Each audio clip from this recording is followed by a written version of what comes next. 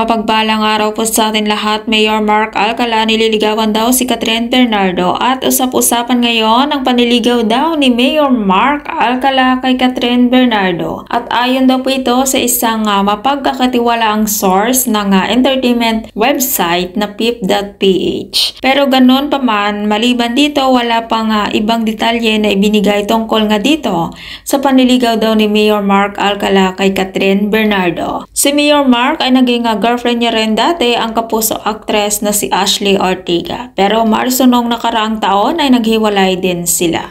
Bukod dyan ay nalink din si Mayor Mark Alcala kay volleyball star Mika Reyes. Kaya naman ang sigaw ng tagahanga ni Kathryn Bernardo ay isang manggagamit daw di umano si Mayor Mark Alcala. At ikaw anong masasabi mo sa mga sinasabi ng mga tagahanga ni Kathryn Bernardo? Isa nga pong manggagamit si Mayor Mark Alcala. At ito po yung update. Sakat din sa ngayon ay nasa Canada na po si Kathryn Bernardo at Alden Richards para sa kanilang pelikula na Hello Love Again. Kung ikaw hindi pa nakasubscribe ng aking channel, mag-subscribe ka na sa aking channel. Ives K. Velasco. Maraming salamat at mapagpalang araw po sa ating lahat.